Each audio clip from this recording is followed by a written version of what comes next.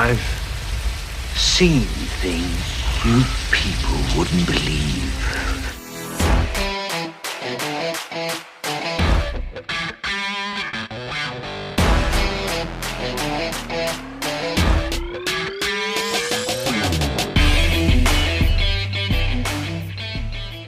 All right. Welcome back, everyone, to episode 89 of the Best Thing We've Seen podcast. My name is Flo. And I'm Gabe. How are you? Taking a zip? No, I just had some, I don't know what it was. Air? To get rid of? I don't fucking know. You just had some air. Yeah, I'm doing an uncontrollable swallow. Jesus sure. Christ. How are you doing? Yeah, I'm doing okay, man. And it's my fault that we missed another episode. I apologize for that. But yeah, this fall season or whatever has not been kind to me. So I haven't really had a voice again for like almost 2 weeks now, and you can still hear it. But I'm happy that I'm able to record again. So apologies for that once again. I'm looking forward to going back to this because we've got a lot of things to discuss. We wanted to talk about the Viennale last week. Obviously, that didn't happen. So we're going to cram that in towards the end of this episode. But we also got a lot of regular things to talk about before that. How are you doing? I was a bit under the weather every now and again. Not as bad as you, of course, luckily. But yeah, I've been good. I've seen a couple of good things, of course. Like you said, the Viennale has been quite fun as always. And yeah, there's a couple of other big releases that some of them which both we've seen, some of which we haven't. And yeah, it's good to be back. Yeah. And thanks for the few people that actually were like, where's the new episode? It feels good. I also felt bad because, we didn't release one. But hopefully this is going to be a bit smooth sailing from now on. Hopefully, Yeah. Maybe you're going to be sick next week, but I hope not. We'll see. No, I don't hope so either. But I mean, on the other hand, now we've got a pretty stacked episode, which is good, I think. It's fun to talk about a lot of good stuff, but let's see how much time we can commit to each cool thing. Yeah, I think it would be best if we just did like a regular episode and then sort of summarize the Viennale at the end in like shorter fashion. Just normal picks. We got a lot of big releases, I feel like. Yeah. I don't know what your pick is going to be, but I have a feeling. I'm pretty sure, actually, now that I think about it. But I'm not sure of yours, to be honest. Yeah, we'll see. It's going to be fun. Yeah. It's going to be fun. Anything else we need to discuss before we dive in? I don't think so. I mean, as always, welcome back to another regular episode where we talk about the best thing we've seen all week or last 2 weeks, with the exception of the Viennale, which, of course, we're going to discuss as well, but not going to pick them as our picks of the week since they're going to release in quite a few months from now, depending on the movie. And yeah, anything from a movie to a TV show to even a YouTube clip, we will discuss today, whatever stood out to us. And yeah, I think that's pretty much all we need to say, right? Sure. I think it's your turn to start, but do you want to start with the film we talked about last week? We talked about last week, 2 weeks ago. Because I watched Riders of Justice, since you mentioned it and since you gave it quite high praise, if I do say so. And it's a very Nicolas Cage thing to say. Is it? It's high praise. Yeah. And yeah, it's fun. From the description you gave me, maybe it's just what I imagined, because thinking about Adam's Apples, which is, I think, more comedy than drama, but has quite a bit of drama in it. I imagined this to be a bit funnier. Not in a bad way, sure. But this was way more serious than I thought it would be. Yeah. And I enjoyed that bathroom scene that you teased on our last episode. You were right, it was fucking amazing. That's like an Oscar-worthy performance right there. It reminded me of also his great breakdown scene in Druck. He's just fucking great in that, and it seemed so fucking raw, and even read he actually just hit his wall against the fucking mirror, which is, impressive. That commitment. You talk about Mads Mikkelsen. Mads Mikkelsen, right, the protagonist in Rise of Justice, or one of the lead characters. But it was fucking funny, even in a very disturbing way, Yeah. which caught me off guard. For example, when one of the guys who tried to help him pissed him off by not shutting the fuck up, when they're in a car ride, and, Mads Mikkelsen tells him, stop it now. Like, this is your last warning. And he just keeps talking. Yeah. And he stops the car to beat him up. And he just runs away across the field and, tries to submit, I suppose. That was fucking intense. I wasn't sure if I was supposed to laugh or, I don't think I did at that moment. I think this was just a bit too much. Not like in a bad way, but it was intense. And yeah, I didn't expect that from that movie. And I liked it. What I didn't as much is the ending. Right. And reminded me very much of Adam's Apples in a way, which I don't want to spoil in what way.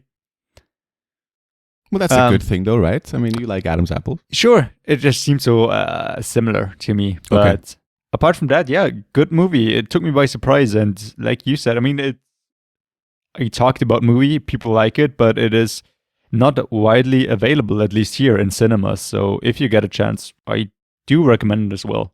Yeah. It's a nice Christmas film as well. Takes place during Christmas, I think, right? Sure. But I think, the reason why I brought up Adam's Apples is because it's from the same director. Yes. I don't think I compared it, like, in terms of story or humor. I think the only thing I mentioned was that it was from the same guy. I guess it's just how I imagined, Sure. That was the only point of reference that I had. And I do think like the comedy is still very fucking dark, same way as in Adam's Apples, which I do enjoy. You don't see it as much in that caliber, and it is really fucking dark. Yeah. All right. What did you see anything apart from the big release of those we saw together? And if so, is it your pick? Because then we can move on to maybe something else. I don't have a surprise, no. Okay. So I think you know what my pick is going to be. I have an idea, but I don't know. We can tiptoe around the topic. I think we could easily now talk about. I highly doubt this is your pick. The latest MCU film. Right. Yeah. Yeah. No, that's not going to be my pick. Although I was pleasantly surprised by Eternals. Yeah, I wasn't. I think it was the power of very low expectations. Yeah, didn't even work for me. So what do you? You said you weren't looking forward to this movie at all. I think. Yeah. Was it even worse than you thought it would be? Is it exactly what you expected, or did it surprise you in any way? So, well, I was surprised that actually, because it's like a 2-hour 40 film. Yeah. It didn't feel like that in a good way. I actually was entertained all the way through. Okay. I wasn't bored. Let's put it that way. Yeah, that's not bad. It's not bad. I don't want to say it's a terrible film, which it isn't. But I still, it definitely didn't blow me away, and I think it's one of the worst MCU films for sure. And okay.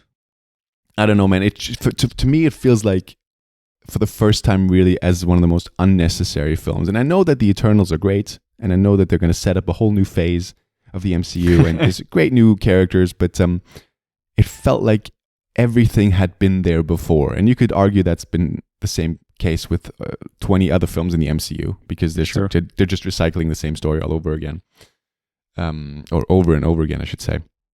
But still, you give me the lore of the characters, and it's interesting. These characters, these Eternals who are immortal, who've been on the planet Earth for 7,000 years. Because they have to protect Earth from the deviants who look like out of a Transformer film. And they do, yeah. Yeah. That's all okay and interesting, but still, then once the story kicks in, it just feels like such a bland film. It just, and the arc is so predictable. Everything is predictable in this film. It really is. Turns from certain characters, love stories. I don't know. Does any scene stick out to you? What I liked was the design of like the god or whatever. Sure. I thought like the sound design Irishman. and The Irishman, exactly. The Irishman, yeah. I forgot his name. Aris, whatever his name is, whatever. God, let's call him God. Red's evil God. Yeah. I like this design, like the way he appears. I thought it was well made, but I do agree that it doesn't like really stick out story wise. And I liked what you just said with the new lore coming in. I don't need that in the MCU. There's so many things, and I do feel as well that it kind of didn't fit in as well. And yeah, I don't need all that lore as well. I need a fun character. I don't need like a big fucking backstory of why the fucking world exists and everything like that. It's, just give me a fun movie. I mean, they need to do that because they need to set up the next couple of MCU films. I suppose, but don't we already have like the multiverse and shit like that? Yeah, we don't have it yet. We don't have it yet, but yeah. Sure, I expect Spider-Man to set that up, but no, for sure. I mean, we've had it teased before, but I mean, we know it's happening for sure. But even those like the way that it tells its story in flashbacks, like all the way back to it. Yeah, those were some really fucking boring scenes. Exactly, that's what I'm saying. Yeah. And the action. I genuinely. It's directed by Chloe. I never know Zhao. I think. Yeah, who directed Nomadland and The Rider, which are two films that, especially The Rider, I loved. But Nomadland, won Best Picture last year. And it seems so different. Yeah. It was to me always a weird decision for her to go into an MCU film where it feels like where it felt like she couldn't really bring the same magic. Well, in theory she could, but I don't think she managed to do it in this one. It didn't really feel like another Chloe Zhao film to me. It sort of she's got those beautiful landscapes which she tries to put in there as well. But it to me, as you said as well, it didn't feel like a good fit, Chloe Zhao in the MCU. But some scenes, some shots I actually enjoyed of some of the action, but it was literally like just shots, not like whole fights, but certain elements looked rather beautiful, I thought. But overall, I don't know. It's got an incredible cast. I mean, Angelina Jolie, Kumail Nanjiani, oh God, I should have written Kit Harington, and Richard Madden. Yes. Both longing for a person called Cersei. Now, this is a thing that's been discussed widely, but I wouldn't even say that it really bothers me. It frustrates me. Why are we casting the Stark brothers? I mean, it just feels like such an in-joke that is so unnecessary. It's so unnecessary. They must know what they're doing. There's no way they were like, that doesn't matter. It's also, them having auditioned probably for this or something else before. They seemed like a good fit. They are both quite popular actors now, of course, through Game of Thrones. I don't necessarily think that they were both specifically chosen just for that joke. I just think, I think Kit Harington was also cast because he, I suppose, fits into the new role he's got. No, I'm not saying that. But it does seem unnecessary. But, it's a weird decision, but, just to cast him because it seems weird. Not to cast him was also kind of weird. And, the character was named Cersei in the comics. It's not like they made the joke necessarily for that. But yeah, I know what you mean. It feels very off, especially the first couple of times. It's, it's like this little smirk through, rippled through the audience at that moment. You could really hear it. Everybody being like, that's weird. I'm not saying that they cast them to make that joke. I'm just saying it feels very weird to me that they decided to go with them knowing what the story or knowing the characters' names. To me, it feels very off. Yeah, I suppose. And unnecessary. I also got to say, the casting is quite good. There are a lot of good actors in there. Yet, the villain was quite bland. Like the villain is like those deviant whatever monsters, which are just monsters. And I'm never a huge fan of that is the villain in the story, since you don't really relate to them. You don't really care, to be honest. They're monsters. They get killed. Well, I don't care. They're not the main villain. Sure. But kind of, they're like 50% of the villain, especially like towards the end. You got this big like thing. There's this big showdown. And I was like, I don't care. I really didn't about that fucking absorption monster. Sure. No, that's what I'm saying. Yeah. I mean, I gotta say, I was pleasantly surprised. I still didn't love this movie. It's like I don't know, 5.6 for me if I had to put it in What numbers. a specific fucking rating. It's like 5.6. I was like, should I give it like a 5? Is it a 6? It like barely tipped the scale to a 6, I suppose. 5.6 or 5. Whatever. Somewhere in there. Right. But the more I talk about it, the less I like it, to be honest. But I did enjoy like some of the banter scenes, especially with between Nanjiani. What's his first name? Kumail Nanjiani and his butler. Yeah, you know, those are quite fun. There's some nice scenes. Ballet or whatever. Yeah, his alpha. Yeah, he was funny. Yeah, it felt like like a kind of a cheap way to laughs, but it worked almost every single time. He played it really well. It was my favorite part, to be honest. Yeah. Yeah, but it's not great. We'll see about it. I mean, I saw Shang-Chi is also now already on Disney Plus, so if you don't want to see this on the big screen for various reasons, it will be on Disney Plus very soon. Yeah. No need to spend like fucking 18 euros or whatever that we spent, which is just outrageous. Or 17 or whatever. Yeah, no, I mean, yeah. But that was IMAX and, sure. It was almost 3 hours. I know. I'm not trying to, I'm just saying this is the kind of movie you don't need to see in the big screen. It looked good enough, and IMAX is always fun, but that's a lot of money for a very okay movie. I guess. I mean, it does have, I think it's the first MCU sex scene. I read that somewhere. Yes, I thought that might be when I saw the scene. I was like, okay, this is not what I'm used to. Yeah. Wasn't prepared for that. Yeah.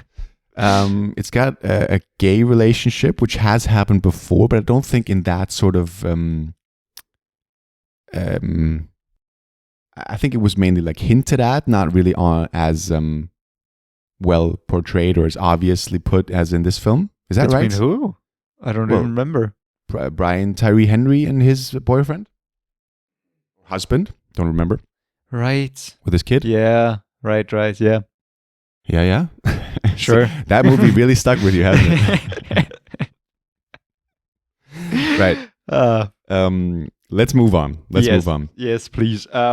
So I suppose, is there anything else that you saw except for the other thing that we saw together? No. Okay, so I'm gonna throw out another honorable mention that you didn't see. Oh, we have the same pick? It seems like it. I thought, okay. So very surprised. Okay. Because the one thing that I saw without you, since you are not the biggest fan of the director, is the new Wes Anderson movie, The French Dispatch, which, as always with Wes Anderson movies, is just a fucking culmination of big name actors and actresses. And I gotta say, go through them. Sure, Benicio del Toro, list every single Tilda one. Swinton, Timothée Chalamet, others, Bill Murray. Who's your favorite? Frances McDormand. Still not my favorite. You keep going on about that. Yeah, whatever. I don't know who's in there. Adrian Brody. Others. Adrian Brody, the guy whose name I've forgotten, who we talked about quite recently because he is in the new James Bond. He's been in pretty much all of the new James Bonds. I thought you meant Adrian Brody there. Yeah, no, confused. The dude's the CIA guy. Yeah, Felix, whatever. What's his name again? Something very cool. Like Felix Sparks. Felix Leiter, of course. But I'm trying to... what's his... Oh, that bothers me right now. Shit. You also got... What's her name? I'm so bad with names today. Scientology, Invisible Man. Elizabeth Moss. Elizabeth Moss, thank you. Elizabeth Moss. Always think of Scientology with her for obvious reasons. But she's in a very, very small role. But the movie surprised me by its format, which, I don't watch trailers, so I had very little idea of what the movie was about. I knew it was about a newspaper run by Bill Murray, but it starts off with Bill Murray being dead and them writing a what's it called? Obituary in the newspaper. But before that, it also kind of starts off with the day before he dies, and where he's runs the French dispatch. He loves his journalists, and he wants to give all of them a fair shot. He's always supposed to cut a story or whatever, but he trusts the journalists, and so he wants to put every story in there. And so you go through all the stories by all the journalists, played by big actors. For example, Owen Wilson starts off the first story, and everybody's got a different topic or whatever, and he writes about the city and I think crime and whatever. And then you see it's pretty much an anthology movie, I think it's called. So it's different short stories where you see the story that the journalists were writing, or Frances McDormand's character writes about politics and writes about a student protest. So it is set where she her interviewing Timothée Chalamet and his character of how he starts the student protest or it becomes a leader of it, and so on. And I gotta say, some of the stories were more entertaining than others. Especially, I think probably my favorite one was one of the first with Benicio del Toro. That one's pretty great, with Tilda Swinton writing about him being a violent inmate who has an affair with one of the guards, played by Léa Seydoux. One more actor out there. It was Jeffrey Wright. That's the name. Jeffrey Wright, thank you. And him starting to paint her, and him being a great fucking artist. And Adrian Brody, he's also was in a prison, trying to make him famous, and him becoming one of the most acclaimed painters out there. And there's some, like I said, great stories out there, great moments. But since it is different short stories, there are varying degrees of entertainment in there. Willem Dafoe's in there as well. So many more, dude. Ed Norton. Ed Norton, of course. Christoph Waltz. Yeah, right. Very small role as well. Like 2 scenes, I think. And Saoirse Ronan. Saoirse Ronan, also incredibly fucking small role. It's a Wes crazy. Anderson film for you. Of course, sure. But, Timothée Chalamet's got a bigger role, I suppose. And yeah, like I said, it's fun. It's very quirky, of course, as it always is, playing a lot with, black and white and color. And there's even one story where one of the scenes is entirely drawn like a cartoon, old one. It looks great. The movie feels great. It's a Wes Anderson, it's very choreographed, very particular in how the sets are set up, very, almost very unreal, of course, very like a set, like a play, it's like a stage. Yeah. Very particularly crafted, and the colors very bright, and pinks and blues and whatever. I liked it. I liked the Wes Anderson element of it. I liked the humor and everything. It just had some, like I said, more and less exciting parts, which is why I wouldn't say I loved it. Right. But the parts that I did enjoy, I enjoyed it quite a bit. And I think you even see a naked Tilda Swinton in there. And very completely naked Léa Seydoux, like completely. Okay. That's a selling point anyway. I was just so surprised because I didn't remember there being a lot of nudity in Wes Anderson movies. Yeah. So where would you rank this in terms of Wes Anderson films? Oh, that's tough. I mean, I gotta say, one of my favorites is, of course, always Moonrise Kingdom, and at the bottom, like, Rushmore. I think I've seen pretty much all of them, so I put it in the lower half. What, Rushmore is your least favorite Wes Anderson film? Yeah. Wow. Okay. I know, it's quite popular. I think the only one that I'm missing currently is Bottle Rocket. I think that's his first one. So, yeah, I put it like, more in the bottom, because the ones that I do enjoy more than this. Right. I like slightly under the middle line. Let's put it that way. Right. But yeah, still fun. You can still check it out in cinemas if you want to. If you're a fan, you will still get a kick out of this one. But it seems like I didn't miss much for me. No, since you don't like Wes Anderson movies a lot, I don't think you missed anything. I don't think you would have enjoyed this at all, to be honest. Even though there are quite a few actors in there that you enjoy. Sure. No, I mean, I have seen 5 Wes Anderson films. So I haven't Which seen... ones? I mean, I know you've seen at least Grand Budapest Hotel, Isle of Dogs, because we watched that together. Yeah. I think you've seen Moonrise Kingdom. We've had this conversation quite a few times, yeah. And so what are the other 2? Life Aquatic. Right, yeah. And Royal Tenenbaums. Right, okay. So I'm the only one that I really want to see still is Fantastic Mr. Fox. I gotta say, it looks amazing, but Yeah? I don't know. You don't love it as gotta much say, as from the everyone else? story, and of course, the style evolved. I gotta say, Isle of Dogs still looks better. Yeah, But I mean, okay. that's natural. Yeah. No, I've heard great things about what's it called? Fantastic Mr. Fox. Yeah. But yeah, I'll maybe watch French Dispatch once it's available, like at home. Sure. Like you always say, I'm not going to rush out to see it. Is that what you always say? I don't know. I Nowadays. don't know who says what. I feel like we're becoming one very confused person. Sure, it's a beautiful thing you just said. The God, merging I'm of losing two. my voice this week for the first Yeah, time. okay. It's it proves your point. We're becoming one. Yeah, one very unstable person. Yeah. We appreciate you tuning in. So with that, I mean, we can talk about the best thing that we've seen together. Let's do it. even. Let's do it. So should I start us off with Please. Last Night in Soho, the newest Edgar Wright movie. Edgar Wright, who we talked about quite recently, actually, since we talked about Shaun of the Dead and the Cornetto trilogy on our Halloween special. Right. And yeah, I mean, great director, mostly known for comedies, now comes out with a thriller horror kind of movie, Yeah. which reminded me of quite a few things, but we'll get to that later, which is about a young woman played by Thomasin McKenzie moving to the big city, but she's mentally not quite well, finally getting her shot to attend a fashion college or university, but having to deal with quite a bit of stress there and moving into a new apartment and starting to have dreams quite reminiscent of sequences from Midnight in Paris, Sure. kind of coming back to the 60s, which she enjoys so very much, and kind of living a life through the eyes of another person, which start off as a dream and evolve into a nightmare of which she can't quite escape, either awake or asleep. Wow. Are you reading this, or is this off your top of your head? Off of my head. It's good. It's Thank good. you very much. Yeah. I had this in my head yesterday evening. I was like, okay, I'm going to use that tomorrow.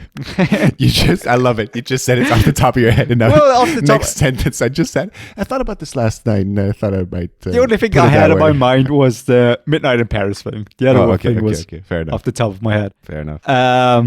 So yeah, with that, I think we can play a little clip. I mean, one thing maybe to mention, if you hear voices, the person that she sees herself as in the 1960s, or whose body she's kind of in, is played by Anya Taylor-Joy, the now very acclaimed actress, I think, probably especially since, Queen's Gambit, Yeah. getting very much recognition, quite deservedly so, to be honest. I think she's great.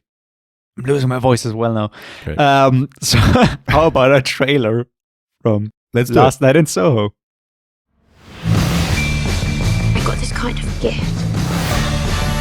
I can see people, places, things others can't. This is the closest most people ever get to their dreams.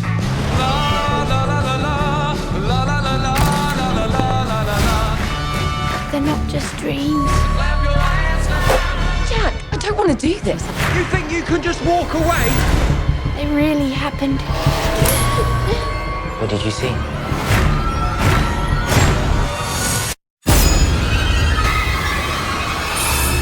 Do you believe in ghosts? I want to report a murder. You witnessed the murder last night, but you believe this was a vision from the past. The guy that killed her is still out there. I have to stop him. Right. I think there might be some controversial music in there. And I mean controversial as in, copy strikeable, maybe. Yeah? There's multiple We'll see trailers about though, that. right? I hope so. But, the movie does feature quite prominently a lot of music from like 60s, 70s. Sorry, not 70s, 60s, 50s, probably. So there might be some of that in the trailer, like big songs like, Downtown, others, the Kings and whatever. Well, we'll cut around it if we can. Yeah. If We'll we see have about to. it. Yeah. So what did you think of the movie? We talked about this very briefly yesterday when we saw it. But, you have a... Sorry, yeah? No, I'm surprised Go it's ahead. your pick. I enjoyed it. I enjoyed it quite a bit. I did say when we talked about it yesterday, I wasn't a huge fan of the ending, Right. but I still enjoyed it very much. Like I said, I enjoy watching movies without having any idea what it is about. And you even said, even though you watch a trailer, you had quite little knowledge of, how it's going to turn out. Yeah, I was just, into it. I just forgot that I was in a cinema watching a movie, and I love that when I have that. There are movies where I'm quite aware of my surroundings, but there I was just so in it. There were some very intense scenes of like shadowy figures appearing, and I loved it. I loved the acting as well. And Edgar Wright has some very specific visual styles, as in also just so much attention to detail. I just very recently again watched a video talking about like a little Easter egg, a little hidden signal in the background of Baby Driver, which, you can say about the movie whatever you want, but there's so many little things in there. And you got this here as well. And there's so many times, which I also now read, that when she kind of sees herself as Anya Taylor-Joy's character, as the other person in the 60s, as Sandy, she often, looks in the mirror and then she doesn't see Sandy because she sees herself, Right. And so many of those shots were practical effects, not visual, not like CGI. Special effects, CGI. For example, I didn't recognize the actor. This is one scene, I think, the first time that she thinks she is Sandy. Yeah. Where she walks into a club and her coat is taken off by the, I don't know, what's the name of that person? I don't know, waiter? No, cloak guy, whatever. Yeah. He's played by one of the Phelps brothers, who also played in Harry Potter. The twins, the Weasley twins. So when she sees herself in the mirror, those are the two twins playing each other. So it's not, mirrored. It just looks like it is. Such a cool idea. Sorry, the brothers of Ron Weasley? Mm-hmm. I didn't recognize them at all. Yeah, he's got like a mustache and like darker hair. Yeah, fascinating. Yeah. Yeah. It's such a cool thing because I saw them in the credits when I scrolled through IMDb later, and I was like, who were they? And then I read this great fucking decision to do that way. And I think if you rewatch this movie, there's so many little things that you can pick up on. Oh, for sure. That I would love to see. But what are your thoughts? I mean, it's a great little Easter egg, but it's really unnecessary. Because I mean, people, that's literally like an in joke that no one could ever notice, because if you see him and it looks like a reflection, no one's gonna. I mean, if you recognize that it's a twin, then you could maybe guess that is, but you know what I'm saying. You need twins to play that, Right. If it is a practical effect. Now, you wouldn't have guessed. It does look like a mirror, but I suppose it's just a piece of glass between them, and it looks like they're mirrors. No, I mean, I agree. In terms of like a technical aspect and visually, it's quite extraordinary, and that's what Edgar Wright's been known to do, and he does it ever so well. And there's a couple of scenes where I'm really like in awe as to how he does and did it. I watched an interview as well, especially the first dance scene where Matt Smith dances with basically both of them, and it's like in camera switches between the two of them multiple times. Really, really beautifully done, and I loved it. I was really into the whole film at that point. Even though it felt like, to me, when things like that happen, I'm always like taken out of it, because I'm like, how the fuck did they do it? Sure. But still, I mean, it's a great scene, and comparing it to Eternals, this is a scene that sticks out to me. This is a scene that will stay with me. Yeah, and it makes it. Sorry, so much better because, practical, you got the switch. It's not like cut. Because if you have that, I'm like, okay, I know how they did this. It seems cheap, but in that way, it's got way more magic in it. Right. No, for sure. In terms of this, like the story, I didn't really know what to expect. The trailer sort of hints at, obviously, that you see her going into the club and you see that she sees a different girl in the reflection. I didn't really read anything about it. I wanted to go in sort of fresh as well. But I was surprised as to where it eventually went. But I'm going to say that I was actually pleasantly surprised. You could argue that in terms of like the ending for you, it didn't work. I've read a couple of people saying that. I like those kind of films that Last Night in Soho turns into. Sure. It sort of starts as this magical, maybe coming of age thing, or like not coming of age, but she sort of, how would you describe the first half of this film? It reminded me so much of Raw, of like her coming to a new environment, being kind of bullied and just feeling so uncomfortable, and also like mental health. I think it's yeah, it kind of starts off of her, just coming to school and then kind of turning into like psychological horror kind of thing. Yeah, fair enough. I mean, there's a couple of movie references in there that are blatant and I think great. I'm not even going to say the biggest one yet, but towards the end. No, this is a huge, huge spoiler, but you could see his influences there, and I love that. But it turns into more of like this mystery, which, and not necessarily, I mean, I'm trying to stay as vague as possible here, but I actually really, really enjoyed it. And what I got to say, when this was in the sneak last week, right? Yes. And no one of us went because I was sick and everyone had things to do. But I wrote in our group that because we have some friends who are not necessarily big horror fans, and Sure. I just told them I think this is going to be the film this week, and I don't know how many horror elements they're going to be, because if it's I didn't expect it to be like super graphic or like scary. I just thought like it had some horror elements to it, Sure. But I still wanted to warn them, and I was like, maybe you want to skip this, but whatever. This movie would have scarred me as a kid. It would have scarred me. Oh, I mean, sure. I mean, I wouldn't watch it under like 14. No, yeah, sure. I mean, I don't know. Is it? It's got to be. Is it R-rated? It's gotta be. It's gotta be. I mean, 16. I don't know okay. how it is in like European Union, but Yeah. Okay, 16. It's scary as hell at times, and It is. Yeah, I Yeah. mean, really, really. I mean, it turns a bit like over the top the more the film goes on. Mm-hmm. But still, I mean, certain scenes. I was actually happy that I told them not to watch it because I feel like it was the right thing to say.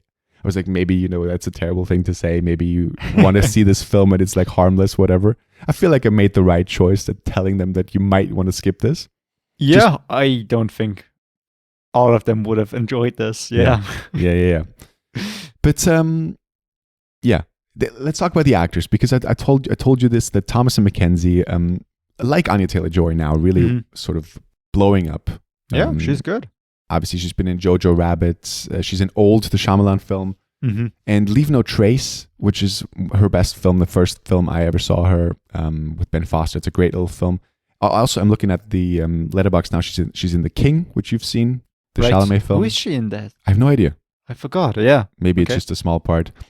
But for me, I like her. I think she's a good actress. I am very taken. No, what's the phrase here? I don't love her voice, and I'm not saying. Yeah, I told you this yesterday. It feels like she's whispering everything, and maybe that's the way she talks. And I'm not obviously not I think like it a is. bullying thing. Yeah, okay, sure. Sorry, but then to me, for me, it's like it feels a bit too timid at times. Like I don't have to whisper everything. It's like this great quote from an SNL sketch with Nicolas Cage. Like it's got all the classic elements of a Nicolas Cage film. Every dialogue is either spoken or either whispered or screamed. Yeah, to me it felt like it didn't need to be whispered all the time. But I can sense your fucking judgment here that I shouldn't say that. No, I get it. She does have a very special voice. I enjoyed it very much, to be honest. It didn't stick out to me as anything negative or positive in that way, to be honest. But I guess so. Sure. No, fair enough. I mean, yeah. And Anya Taylor-Joy, I think they're both really good actresses. Actresses. Expected her to have a bit more of a bigger role, to be honest. Like I said, I didn't know what it was about. I knew just from the poster and some little shots I saw here and there was going to be like a 60s element, but I thought she would have more of an active role, which she does. She's like 30% of the story, but I thought she would be bigger, which I think it's a bad thing. I thought for what she played, she was fucking amazing. Yeah, no, absolutely. I think she's got a big part. I mean, obviously, sure. I mean, her importance is very big, but like from right. how much she actually says, it's often like just watching her instead of being like an active character. Yeah, I mean, it's got a great cast. Once again, you got Matt Smith as with Terrence Stamp is in this. Diana It's the old Rigg. guy, right? Yeah. Yeah, And- Diana Rigg. It's got an in memory of, right? Because she is that died. the Diana? Yeah, of because she died course. before release. And before the movie started, it says in loving memory of Diana or for Diana. Yeah, I know what Like you're the gonna say. person behind us, like, who's Diana? Like, Jesus fucking Christ. So we're all watching the same movie. Either this is part of the plot, or it's somebody new. Or the heater just went That's on. a valid Somebody- thing to ask.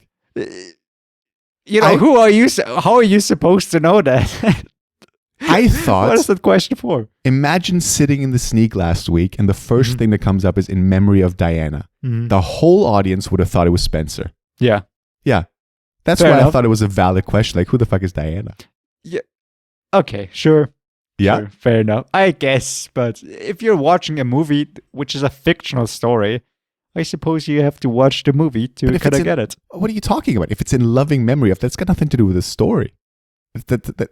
It's a valid question to ask if it's in loving memory of. That's never a part of the story. That's got to be someone Of that's course, sure. dear but to the director. Yeah, sure, but how are you supposed to know that? I mean, there's so many people there. It's not always going to be somebody famous. No, sure. Anyway, okay, it just irritated me for a second when the movie started. Yeah, no. But- I love that Sam Claflin is in this for literally 2 scenes. Do you remember Sam Claflin from like No The Hunger idea. Games and in Me Before You? Right, yeah. Ah, he's like the Let's not say dude who who he talks to her, in the booth. The younger guy Sure. who talks to her in the booth. That was him. Yeah, he seemed familiar. I kept thinking of like Henry Cavill because I don't know. Sure. His face kind of seems familiar. No, to you always this. think of him. Yeah. I always do. Yeah. Those apps, and he's a gamer. Yeah. What a He's treat! the perfect. He's the perfect package. I gotta say, I loved pretty much all of the actors. I thought the friend played by Michael Ayao, who plays John, her friend, he was kind of off. He just played such a nice guy that I felt like it felt so over the top that I didn't buy it. He just had like one emotion, which is like supportive friend, and I'm like, Jesus. Well, and love interest. That's not a spoiler. He's Sure. very much into her. Yeah. Sure, he's into her. I know. I thought he was kind of off. Maybe just you got so many great actors, and then he just seemed very okay. But I was struggling with reading the character because he said things that were like, fucking hell, dude, what are you saying? Like when they're going home for the first time and he goes like, I'll keep you up. Yeah, right. But he I all felt like- says in the same voice. It's so weird. You don't know. Yeah, it's so hard to read him. Yeah. No, I thought he was okay. I thought he was good. I thought like either he's gonna be a very sweet guy or he's gonna be a complete fucking psycho. I mean, Yeah. maybe that was the point that you don't know what is going to happen with that dude, but it's just seemed off. Yeah. I mean, I don't think I've said anything negative about it other than like the voice of the main character, which obviously isn't really a thing to point out. I didn't love the film as much as I wanted to, but I was pleasantly surprised with it. Okay. It felt like to me, it feels like a couple of different films mashed together, which I'm not quite sure if that's a good or bad thing. As I said, I liked where it ended up. I liked the sort of turns it took. Mm-hmm. But overall, it feels like Edgar Wright had like an idea for a gimmick in mind and sort of based a movie around it, which that's how all great movies sort of are created or whatever. But to me, I don't know. It didn't blow me away. It didn't feel. It felt like you're watching something for the visual effects of it, and then there's a story sort of wrapped around it. That is okay, but it's nothing great, Sure, I gotta say I enjoyed it in the way that it is portrayed, since you do know that she's got some mental illness, but it seems so real. So like, is this, more of a fantasy horror story, or is it just purely psychological? You just kept, you're just keeping, you kept in suspense. You don't know what it is actually about, which turn it's gonna take, and that part I really enjoyed, and especially like the turn from, dream to fucking nightmare. Yeah. I thought it was very well done. Yeah. I mean, for sure. Visually, it's beautiful. I actually really love the scenes where she calls her grandmother and sort of breaks down. In terms of acting, I thought that was really, really good. She is good, yeah. She's good, yeah, definitely. I mean, some great little. I was sitting in the cinema and I was literally going to myself like, "That's a great scene, and that's a great scene. That's a great shot." Yeah. Multiple times, that's a great shot, and that's what Edgar Wright's been known to do. Yeah, it feels good. It feels like a good movie. And even the horror scenes, which are quite weird. I mean, it's not like the most intense horror if you're used to more, graphic stuff. Sure. But it's got some very strong scenes, especially as they keep getting stronger and weirder. Yeah. There was one jump scare in it that really fucking scared me. Where That scared somebody me. grabs her hand. Yeah. Yeah. That was such a. I don't want to say the word cheap again, but it was. He I played get with what us you mean. there, Edgar, Yeah, right there. sure. I mean, and once you see the scene, you definitely know what I mean. But it keeps you guessing. Is she awake? Is she asleep? Yeah. How is she doing? Yeah. A couple of good. Not well. scare scenes. Not well. Yeah. Yeah. So that's Last Night in Soho. That's Yes. out now, obviously. Mm-hmm. But yeah, let's talk about the Viennale. I think we're Yes. right on time here. So I mean, you've got more to talk about than me. Yeah. Especially since you saw more, and I know that there are one or two things that you mentioned that you were looking forward to, and I'm looking forward to hearing about, because I don't know how you actually found them, how good they were, in your opinion. I think we should do maybe throw out some of our favorites of the year of the festival, and then maybe if we want to bash some films, throw out some lowlights. But Sure. You want to start us off with one of your favorites? Yeah, let's do that, because it stars Thomas and Mackenzie, which is a perfect segue. Which is The Power of the Dog. That's a film starring Benedict Cumberbatch by Jane Campion. Campion. Sure. I don't know. Jane Campion? You know Jane Campion. I don't know how to pronounce his name, though. It's a girl. It's a woman. Her. Who is she? Jane Campion. Well, she did the piano. Right. Claimed director. But this is her first film in quite a while. A Western starring Benedict Cumberbatch, Jesse Plemons. It's another actor who's just blowing up these days. Kirsten Dunst, Thomas and Mackenzie, and anyone who else is in this in terms of big actors that I'm missing? Cody Smith McPhee, yeah. On the poster, maybe? I don't know. Sorry? I don't know. Go on. Sorry. I just thought there might be one more big name on the poster, because I actually looked this up very recently. Yeah. Because I saw a trailer doing Raiders of Justice, and I was like, oh, okay, this does kind of look interesting. You watched the trailer? No, I saw the beginning of it, and I was like, oh, okay. Because I wasn't sure if I should watch this during the Viennale, and I don't think I then had time during one of the two times that it actually played. Yeah. But yeah. So this Cody comes Smith out, McPhee, sorry, yeah. Yeah, Cody Smith. Right. Yeah. So this comes out on December 1st on Netflix, and maybe it's in the theater before that. But I'm not the biggest Western fan, but this one was one of my favorites of this year's festival for sure. It's about Benedict Cumberbatch and Jesse Plemons are brothers, and Jesse Plemons falls in love with Kirsten Dunst, marries her, and they're both on a ranch, so they own a ranch, and Benedict Cumberbatch is really the alpha there, very different to his brother, and he doesn't really agree with their marriage, right? So he's this guy in the side, always it seemed like a presence looming over them that really he's a bad guy in this, and he plays it really, really well. It's one of my favorite Benedict Cumberbatch performances, and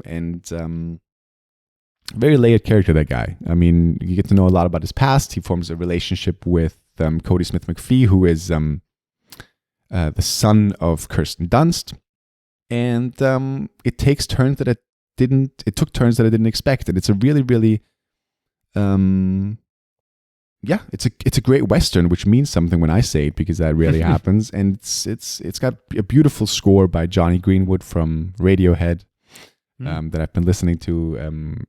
Especially the theme is really, really beautiful. And pleasantly surprised by this film that comes out soon, and you should definitely check it out in 2 or 3 weeks. Yeah, I think 2nd of December, on Netflix. First. I'm not sure. I looked this up recently. I think the beginning of December. Yeah, on the 1st. On the 1st, okay. Yeah, I mean, I am excited to watch it. It does look kind of interesting. It does really look cool. It's really good. I wouldn't be surprised if this is an Oscar contender for Best Actor. It could be, yeah, sure. What do you got? The one thing that I saw without you that really stood out to me was Drive My Car, which I know you weren't interested in. It's a Japanese film. It's 3 hours long. but it went by very fast. It is a movie based on a short story by Haruki Murakami, who's an author that I enjoy very much. He also wrote, for example, a short story which the movie Burning, the Korean movie Burning, is based on. So he has written things that have been turned into films before, and it is a very interesting and intense story. And it starts off, it is about a guy who stars in plays, he makes plays, and he's married to a woman. And if you know anything about Murakami, he has some very sexual stories, very like sex and sexuality is often a very crucial part of the plot of the story. And here you got him and his wife who love each other very dearly, and always after sex or during, she kind of adds another bit to a story that she's writing. She writes for, I think, movies or TV shows, and it always comes to her during sex, and that's kind of a thing that keeps them very close together, that thing. But then he learns that she's also cheating on him, and very shortly thereafter, she dies. Not through his fault, but just through sickness. And that is kind of when the movie starts, like 40 minutes in or whatever. And then is when you get the opening credits, like 30 or 40 minutes in, which is kind of, you get a feeling of how long this movie is going to be. And it's about him trying to cope with that, losing her, being, first of all, kind of seems like he is, saddened by her betrayal, I suppose, but also missing her so very dearly, and he moves to somewhere else for a while to make a play, like months or years later. And one of the people who is then eventually cast in his play is the young man who was sleeping with his wife, because he worked with her before. And Drive My Car, it is called, since due to his contract, he is not allowed to drive her by himself, which he loves to do. It's a big part of his routine, and he gets a driver and gets to know her, and, it's about his new life. It is not one of those big, you don't have a big plot. It's just about his life and him dealing with grief and those characters and preparing for that play. And those performances were really fucking good. There were some really nice shots in there as well, like very well made. You get some very nice scenery shots. And yeah, I love the conversation bits, and I love the bits where you get those scenes of the wife telling part of that story. Just each time you get a little bit of more information. It felt like, reading a book, you got a story in a story, and very well made, very beautiful story. All right. Is that going to be out here soon? I'm not sure if it's going to be out soon, but I might be, especially since I heard it is under consideration for like Academy Award pick. It was submitted as Japan's submission for Best International Movie. So especially if it is nominated, I'm sure it will get a release. I'm not sure when though. Yeah. All right. One thing I forgot to mention, because I said Thomasin McKenzie is in Power of the Dog. She's got such a small part, which was a surprise to me that she took that part. I mean, she wanted to be in a Jane Campion film, I guess.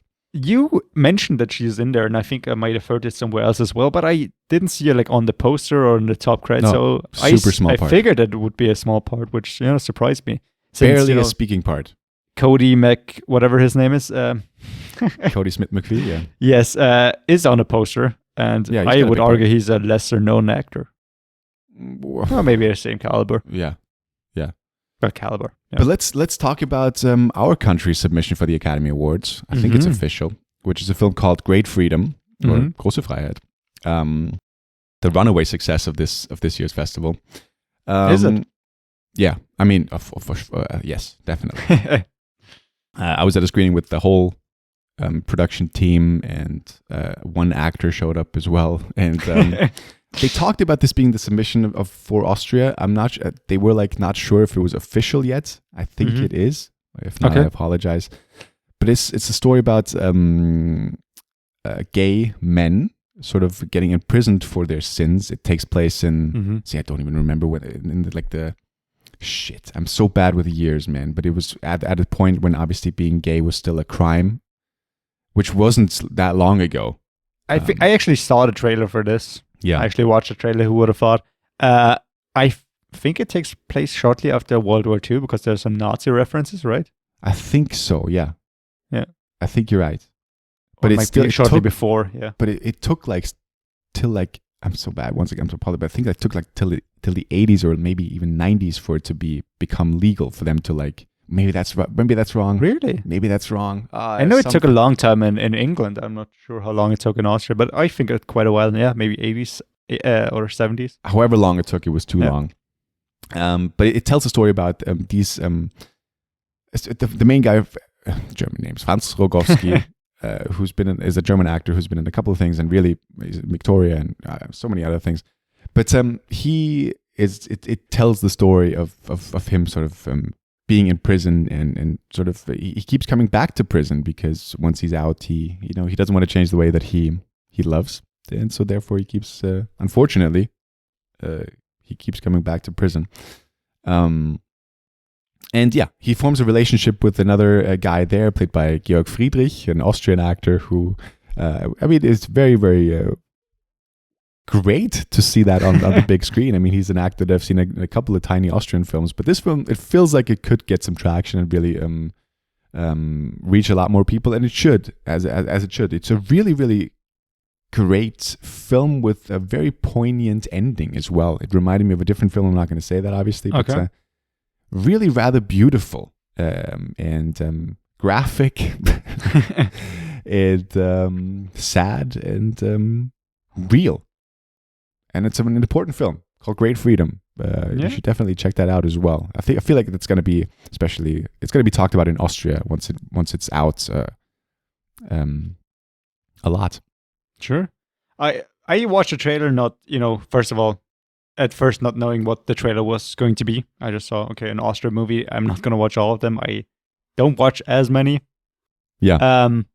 But the trailer looked good, and then I saw, what the movie is, and I heard about it, but I didn't know it was such a big deal. Yeah. Since I'm not as much in the loop as you are, or, I don't do any research on it. But yeah, it looked interesting, and if you say it is as good as it is supposed to be, I gotta check it out. I mean, it will be out soon, I suppose. Yeah, I forgot when the release of this is. I think maybe it's already out. It's not going to be... Let me look this up really, really quick. Große Freiheit Kino release. Yeah, November 18th. See? Oh, okay. Perfect. In a week. Perfect, yeah. Yep. In Germany, but I reckon it's going to be in Austria too. So, yeah. What else you got? One thing that we watched together, which is Spencer. The big thing, which is, getting quite a bit of Oscar buzz. You mentioned before we watched it, and if so, I understand why, because it stars Kristen Stewart as Princess Diane. In loving memory of Diana. Yeah. She is fucking great, and she has been called out for having a very good accent, very much similar to, the person she's basing her performance on. And I love her performance. It takes place over a couple of days where she is, ordered to kind of spend Christmas with the whole family. It's tradition after her divorce, and just having a real tough time and nobody being there, having no support structure, being watched, and everybody just calling her paranoid and dealing with mental problems, such on also bulimia and other things. And is it bulimia? What's the other thing when you keep throwing up your food? Anorexia? Yeah. One is bulimia, one is anorexia. Yeah. I forgot which is which. And yeah, it's a great fucking performance with, her being great, but also Timothy Spall, who plays the man put in charge of kind of watching her. Yeah. I enjoyed him as well. And there's one scene that stood out to me is the one where she tries to go back to her old home. Yeah. And like doing little things that everybody keeps calling her crazy for. Like taking the jacket off of a scarecrow. Since, her father put it there many years ago and she wanted a memento, I suppose. I thought she was great. It was a great movie. It is, like you mentioned before when we talked about this movie, by Pablo Larraín, the director of Jackie. And written by Stephen Knight, who I enjoy very much. And I thought the dialogue was great.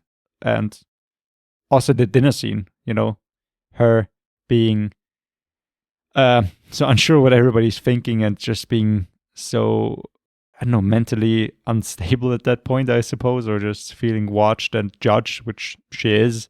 Yeah. And one thing that just stood out to me is the Queen. Yeah. Since I think I've just been spoiled by The Crown, everybody else who plays the Queen is just not good enough. Yeah. Yeah. I mean, she doesn't have like a huge part. She's all right. Yeah. But yeah, I enjoyed it. I really enjoyed the movie. More than I thought I would. What do you think? Yeah, is that your favorite of the year in terms of Viennale films? I think it might still be Drive My Car. Okay. But it's hard to tell because I do enjoy her performance more, but Drive My Car was just more unique. And yeah, which is nice to see. Definitely an Oscar contender, which is great. We did a Kristen Stewart special a couple of months ago, and this one would rank high on this one if we do it again now. Yes. If we did it again now. She's a great actress. I'm happy that she finally gets the recognition of the award buzz. I'm not saying she's going to get nominated, but I feel like it's going to happen. Oh yeah. It comes out here in Austria like at the end of January, so it's a weird one. It comes out all over the place right now, but it takes time over here. It was actually in this week's sneak, which was funny. We talked about this yesterday, which we both didn't go to again, but we were happy because it was Spencer, which we had seen like a week prior to that. But it does gotten quite a while. Yeah, it does take a while to come over here, unfortunately. So January, end of January, but I really enjoyed it. I think it's like Darkest Hour. It's a film that's great because of the performance, not necessarily because of the story. Even though I like the setting and I like the structure of like telling the story over 3 days. It is what is it? A fable. It's a fable. What is it? In the first thing that comes up when you watch the film, a fable that's from the truth or something like that. No idea. You don't remember this? It was I don't a great remember. opening line in Spencer. A true fable. A true fairy tale? No. A fable from a true tragedy. Thank you. Okay. That's nice, yeah. Yeah, that's what. So obviously it's not like a real story in a way. It's a made up story over 3 days. So that's maybe important to say as well. Yes, of course. Impossible to know what actually went on. Right. But she's terrific, great accent. Love the interaction between her and her children. Sally Hawkins is in this as sort of the one person she sort of relates to outside of her family, outside of her kids, that she has like a good relationship with. I enjoyed this much more than Jackie, but I wouldn't say that it's one of my favorite films of the year. I mean, it's a really terrific performance, but overall, for me, it is not much more than that. But I gotta say, with Pablo Larraín, he really gets... In his movies, the actresses really get the mannerisms of the historical persons down, which is amazing. Also, like Jackie was very great if you watch actual interviews. Yeah. But also interesting just because she isn't British, Kristen Stewart. So good on her. Actually, a good accent, which is not a thing that everybody pulls off. Yeah. But yeah, I wonder why there's no outrage for this that an American plays a British royalty. Because she was so good. Right? So, one other thing, sorry. Fuck. I just had it and I lost it. He's going to do another one, Pablo Larraín. He wants to do like a trilogy of like... infamous... Yeah. I think infamous figures. Women. I think women, like political... it hasn't been confirmed yet what the third movie is going to be about. But yeah, sorry. What were you going to say? Right. I just want to say... You watched The Worst Person in the World, which you were going on about, which is supposed to be very good. Was it as good as you thought it would be? Yeah. Favorite film of this year's festival. Mm-hmm.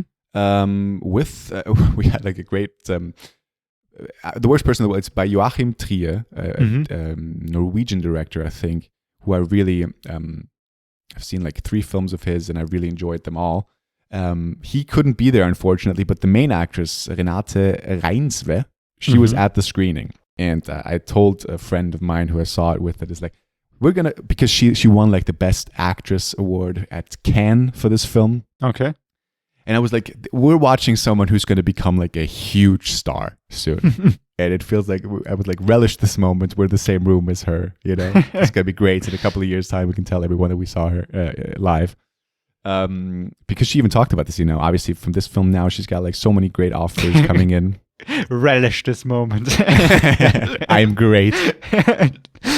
No, but she talked about like the effect that this film had on her career and all the offers that she's getting. And she's very humble and very sweet and really, really great. I love it when at a film festival, someone comes out and introduces the screening. Introduces the film, and people are like applauding. Yeah, and you're great, great. And the I don't know the word in English now. The person who curates the festival, sure. She goes on about how great this film is, and we're like, yeah, great. Let's watch it, right? I would love for them to come out afterwards, then we can actually appreciate her, can give her like the round of applause that she deserves, but that doesn't happen. Yeah, that's weird. Didn't happen in this enough. one, yeah. But really quickly, Worst Person in the World, it sort of chronicles 4 years of a young woman in the mid to late 20s, going into her 30s as well. And sort of the struggle she goes through takes place in the now. The relationship she has, the relationship she crumbles. It talks about infidelity a little bit because she meets someone else, and they spend like a whole evening together, like doing as many things as they possibly can without cheating on someone else. They like talk about this, like drunk as they are, like what doesn't cross the boundary, what can we do, which is a great scene. But it's a drama with comedic elements in it. And it's carried by a great performance, as I said, by her. You got Anders Danielsen Lee in this. Now, Jesus, okay. He's actually a real life doctor who is, funnily enough, I'm looking this up. I didn't even realize he was in Personal Shopper, but he was in another film I saw at this year's festival called Bergman Island, and I hadn't recognized him before. So he was in 2 films I saw at this year's festival, and the funny thing was this. In Bergman Island, the main actress is Vicky Krieps, who's a Phantom Thread, the main actress. Mm-hmm. And in Worst Person in the World, the main actress, Renate Reitzwell, she reminds me of a mixture of Vicky Krieps and Dakota Johnson. Everyone says she looks like a spitting image of Dakota Johnson. Really? But it's so funny to me that he's in both of those films that I saw at this year's festival, and the main actress in this look almost identical. That's stretching it. But if you see the mannerisms as well, it was funny to me. But he's terrific. He's really, really great, and I love that he's sort of obviously now getting much more work as well. And yeah, I didn't love the ending of Worst Person in the World because it felt like, it tells like, obviously it spans a couple of years, and then at the end it's like just another thing I tacked at the end, which felt like that didn't really live up to anything else in the film. Okay. But overall, it's really, really good, and probably the best film I've seen at this year's festival. That's going to come out in like February or something like that. Ooh, okay. So if you check out this film, it doesn't really feel like a Joachim Trier film because he's got like... I've seen 3 films, which the other ones are Louder Than Bombs and Thelma. Thelma is like a great sci-fi film. Louder Than Bombs is like a family drama, and this is really like a also coming of age film, but like from a bit older, not like a teenager, but like in the late 20s or whatever. So maybe he doesn't even have like one genre. Maybe he like does a couple of different things. So that's great. Interesting. Yeah, cool. Yeah. Is there anything else that you want to give a shout out to? Let's do it really quickly. Yes, I got. Okay, let's do this really quickly. So 3 films were fighting for my sort of favorite films of this year's festival. One is Worst Person in the World. The other one is Happening, L'Événement, about a story in the 60s in France where a girl wants to get an abortion. Sort of, similar like to Never, Rarely, Sometimes, Always. But the thing... we talked about this, sorry, yeah. Yeah, last year's festival, yeah. No. Jesus Christ. Yeah, Happening? I thought about watching this as well, right, yeah. Yeah, another film where the actors were and the director were in attendance, which was great. But it's the same thing where they came out before the screening and we were like, well, let's applaud, but we have no idea how good you are. And then the film was over, we're like, yeah, now we would love to applaud them because they were great. But it's told like it doesn't really look like a film from the 60s. It looks like a very contemporary film, which I thought was great because it sort of it highlights the importance of the story and the relevance of it today. You could see this. I mean, obviously, it was much more difficult to get an abortion back then than it is now, but it is still in certain parts of the world such a taboo thing to do, and it's so difficult to obviously that's what never really sometimes always dealt with. Mm-hmm. But this is a terrific film with a terrific performance.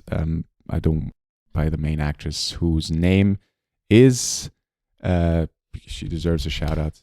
Anna Maria Bartolomei. Jesus, yeah, I would not have remember that. And directed by Audrey Divan. So this is a really, really good film. And the other one was the surprise film of the year, which I thought you would attend too, because you wrote me you don't know what the film was going to be.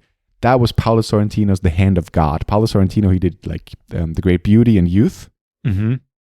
And I love it. When that film started, it's a Netflix film as well. It's going to be on Netflix in December. So that was the surprise screening. Yeah. Yeah, I think I was at another movie at the same time. Okay. As well, yeah. So this you don't know what movie you're going to watch until it starts, like a sneak. The Netflix logo came up, and I was like, "What the hell is this?" And then it like a random quote from Diego Maradona, right? The football legend, the football icon. And I was with a friend of mine. No idea who Maradona is? My God. I know I've heard Maradona, but I didn't know he was a football player. Okay. But I was with a friend of mine, and I leaned over to her, and I was like, "Oh God." When the Maradona thing was like, "Oh God, what did I take you to right now, right? What the fuck is this going to be?" And people were applauding, and I was like, "What the fuck? Are we going to watch like a sporting documentary about Maradona?" I'm a football fan, but that's not necessarily what I want to watch at the Viennale. And I was like, there was one recently. There can't be one right now. Anyway, it came up as the new film by Paolo Sorrentino. And I was like, let's give it a couple of minutes. If we don't like it, then we can just leave, right? Okay. We were transfixed by minute 20 or whatever. Because this is one of the funniest films of the year. It's a story about a guy. It's basically him telling his childhood. The director. It's the most personal film. I think it is based on his childhood. Certain what elements is the movie of it called again? Are. Sorry. The Hand of God. The Hand of God. Okay. Which is Diego Maradona. He scored a goal with his hand at one game, and that's he's known. And it was for that. allowed. Yeah, it shouldn't have been, but yeah, the referee didn't see it. So okay. Yeah. But it tells the story of a young child sort of growing up during the time when Diego Maradona, who's Argentinian, but he played for Naples, the team that's in Naples. Okay. And that tells the story of the kid who grew up at the time when Diego Maradona was the biggest thing in the world in his city. Sure. Okay. So it's literally just a side story that Maradona is. It doesn't really, it's not really a part of the story at all. It's really about him growing up. It's about a family that he has and that he loves, and him struggling with his life, struggling with loss, struggling with finding something to do, and with love as well. And it is so hysterical. It unfortunately, sort of the first hour or 40 minutes or whatever, not hour or 40 minutes are like hysterical, especially with a big crowd where you get to meet the family that he has, which is one of the most charismatic families that I've ever seen. Hysterical moments ensue when you watch that. Towards the end, it's like a tragedy more. It's really like, it's got like a steep like turn in like tone. So it's really about, it's funny in the first half and then sort of really sad towards the end, which was kind of sad as a viewer because I wanted it to be as funny as it was in the beginning. Okay. But still, it's still one of the funniest films of the year and one of the biggest surprises of the year. And we both were like, this was fantastic afterwards. Even though it does take, it's a long film as well, like 2 hours 10 or whatever, and it struggles to find an ending, but the journey is it's well worth it. So, okay. The Hand of Netflix movie, so do you know when it's coming out? December. December, right, sorry. Yeah, they released like a new trailer like a couple of days ago, so I checked it out. And the main actor is like a Italian Timothée Chalamet. It's in every review. Like I'm kind of sad for the guy because he's just compared to Timothée Chalamet all the time.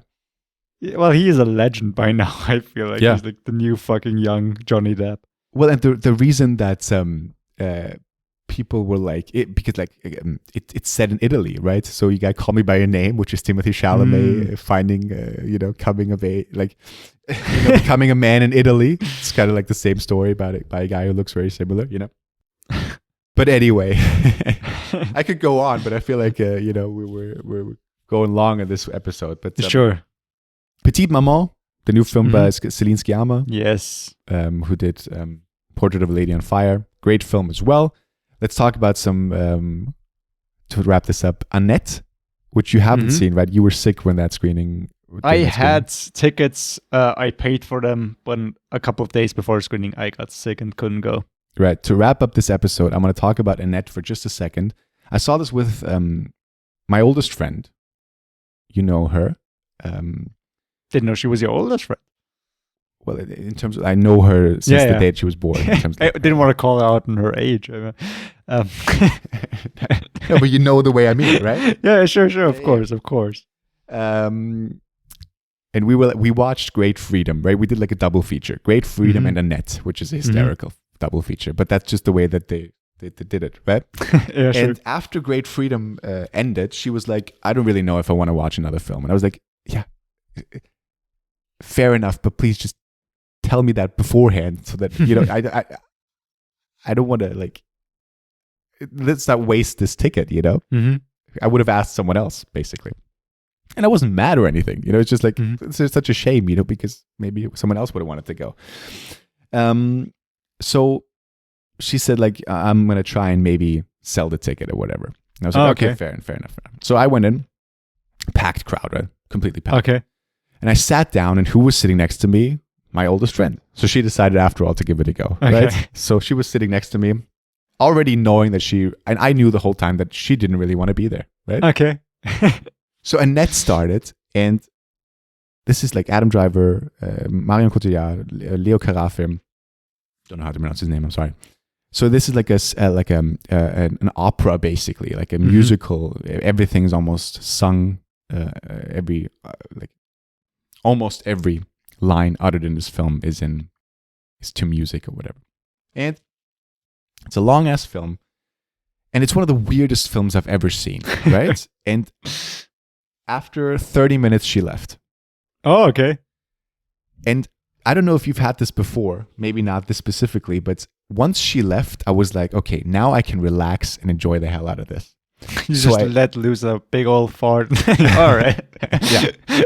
No, but it was like I knew she didn't want to be there, and I knew that she didn't enjoy it, which is absolutely fair, by the way, because this is one of the worst films I've ever seen. Oh, okay. But I wanted to I was in it. I wanted to see what the hell else was going to happen, because it's so weird.